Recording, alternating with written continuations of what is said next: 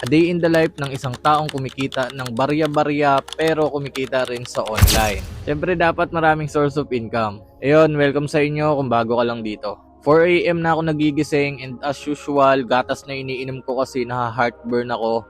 And binuksan ko muna dito yung mga libreng product na pinadala sa atin at pinapromote sa atin. O sige, ganito na lang para hindi tayo mahirapan. Kung gusto niyo yung mga ginagamit ko na yan, o yung mga nakikita nyo dito sa bahay, comment down nyo lang. Pero gagawa na ako ng list. Just comment down product para ma-access nyo yung link. Yung mga nakikita nyo na pinopromote ko, ginagamit ko naman na talaga yung mga yan. Nagre-request na lang ako ng free sample sa kanila o kaya nakikipag-collaborate ako para mabayaran ako. After ko magtimpla ng gatas, matik na yan, diretso grind na tayo. May tinatapos pa kasi ako dito.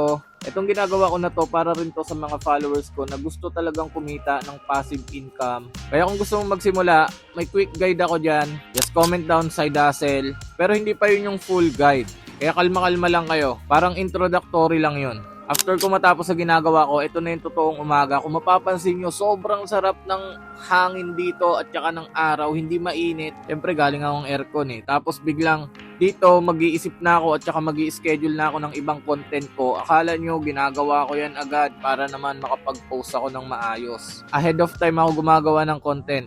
Tapos nag-TikTok lang ako dito, nagawa ko ng ibang content. Pagkatapos ko mag-schedule dyan, ayan na, okay na. Papatay na natin yung aircon dito para bumaba na tayo. At nandun kasi yung girlfriend ko. Kasi bumaba siya ayaw niyang, yung girlfriend ko nasa baba. Pero okay lang yan. Bumaba siya dahil ayaw niya raw na nakikita ko siyang natutulog habang ako maaga nagigising. Kasi nahihiya daw siya. Kaya sabi ko, doon ka na matulog sa taas para naman makapagpahinga siya ng maayos. Gagawan ko siya ng almusal. Ayan guys, itlog, dalawa yan hindi ko lang napakita. Tapos lulutuan ko siya ng egg sandwich. Kung makikita nyo naman, ako muna yung gumagalaw kasi mas maaga ako nagising sa kanya. Maglalaga tayo ng itlog at ikikwento ko sa inyo. Ito yung sinasabi kong passive income. Yung store ko, may bumili kahapon. So may bumibili naman doon, pero papakita ko lang sa inyo yung example. And habang nagluluto tayo, ayun yung itsura guys kapag may bumibili ng digital product sa inyo. Or pwede rin directly GCash. Kaya kapag nagbebenta kayo ng digital products, it's either sa shop nyo, maraming laman yung e-wallet nyo o kaya yung GCash nyo o kaya PayPal. Tamang kain lang ako dito. Kung may mga nakikita pala kayong product na gusto nyong bilhin, nakalist na yan, just comment down, product. Bumili kayo sa link na yon, tapos yun. Diretso na tayo sa may computer ko para naman gumawa uli ng pera. Let's go. Pero yung mga ginagawa ko naman, pwede nyo rin naman gawin sa cellphone. Bumaba pala ako ng kusina dito kasi nandito na si tita, yung mama ng girlfriend ko. At bumili sila dito ng pakwan at nakapagpamalengke na rin sila ng aming lunch. Sobrang thankful ako kay tita kasi nga nilutuan niya kami ng sobrang paborito ko ng mga crabs. Tamang music lang.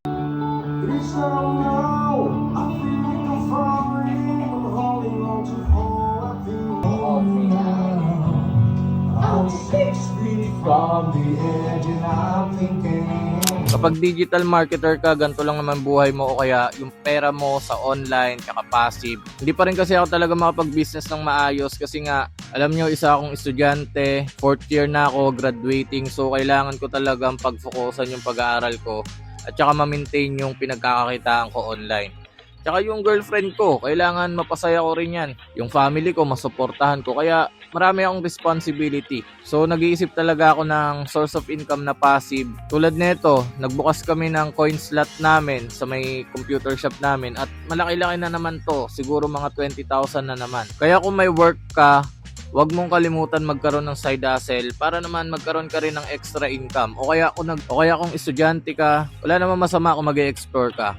Ayan, bilang-bilang lang kami dito. Sobrang daming barya nito. Halos buwan-buwan kami nagbibilang o kaya minsan linggo-linggo. Depende yan. Tapos tibugan na tayo guys. Nakikita nyo naman yung king crab. Ay, hindi yan king crab. Mga alimango, malalaki lang talaga. Sabay, trabaho na tayo guys. Kaso nga lang, dumating. Andiyan na pala sila mga guys.